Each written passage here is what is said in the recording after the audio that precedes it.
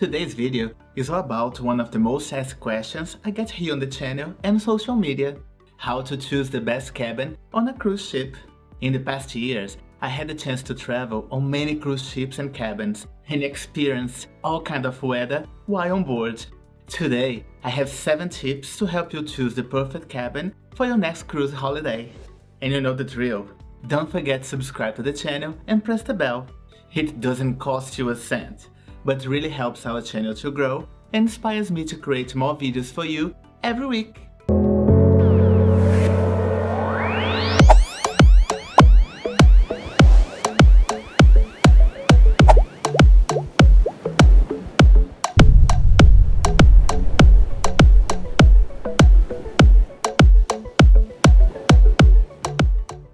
Hello cruise mates, I'm Horton Novak.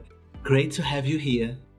These days, cruise ships come with many types of cabins, from the internal category, passing through sea view staterooms, balconies, and even fantastic 2-deck suites that come with all the bells and whistles, including butlers and private restaurants. Choosing your perfect cabin depends on many variables, including the number of travelers in your party, personal preferences, and of course, your budget. However, I won't be talking about types of cabins today. I will give you a few tips, 7 actually, about choosing the best areas on board for your cabin, regardless of style, value, or vessel. If you want to learn more about the types of cabins available, or have other questions about cruise ships or cities around the world, leave your suggestions about topics you'd like to see here on the channel in the comment section below. I would love to hear your ideas, questions, and comments. But now it's time for my first tip. Avoid cabins near to elevators and crew members' access areas. While cabins near elevators are very convenient for getting around the ship, they are also located in high passenger traffic areas and often can be pretty noisy. During one of my sailings on board the Ovation of the Seas, I stayed in a room near the elevators, and it was common to hear loud conversation and children running past the cabin's door at all hours of the day and night. Another reason to avoid these areas would be the elevator's constant up and down noises and vibrations. I recommend avoiding these cabins, especially if you are looking for peace and quiet, liking going to bed early or waking up late. Avoiding rooms close to crew access points is also a good idea. The crew often needs to move heavy equipment, luggage, or even room service through those areas. And all this work can be noisy, despite the staff doing their best not to affect passengers. Keep an eye on where your cabin is located on the ship's decks. Avoid booking cabins directly below decks with pools, restaurants, bars, dance clubs, or theaters. The noise in those places can be intense and last till late hours at night, which can be very annoying, especially if your cruise doesn't have many ports of call and you might want to spend time in your cabin.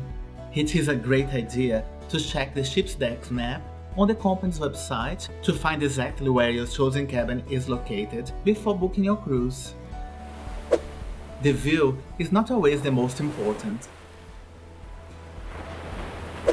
There is no discussion that the cabins on the upper decks have a privileged view and usually are much quieter. However, the travelers also tend to feel more the ship's balance in upper decks cabins. If you are prone to nausea, the next tip is for you. Avoiding getting sick on board. If you're susceptible to seasickness, try to choose staterooms in the middle of the vessel, and if possible, on lower decks. Ships are more stable in the central part, but the higher the deck, the more you feel the sway.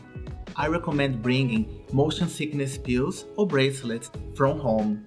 They are very effective and much cheaper to buy in your local pharmacy than on board. Another tip here, in case you don't like taking medicine, is to eat a green apple.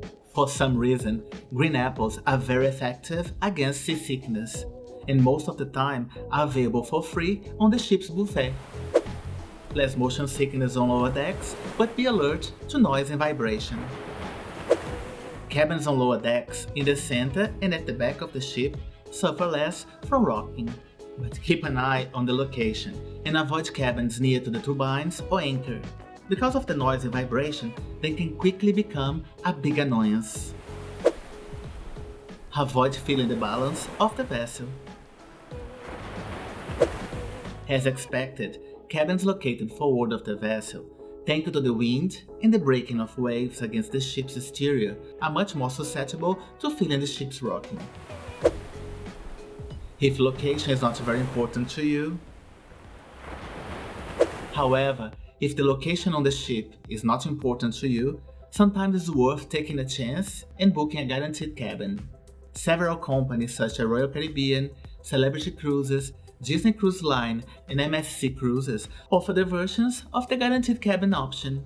In general, in the guaranteed cabin option, the passenger chooses and pays for a type of cabin, but leaves its location on board open. You only will know your cabin's number a few days before boarding. In many cases, due to available staterooms on the ship, the guest will receive a stateroom of a higher category. So, someone who paid for a guaranteed cabin in the interior category could end up in a stereo view cabin or even in a balcony room without paying anything extra. The pros.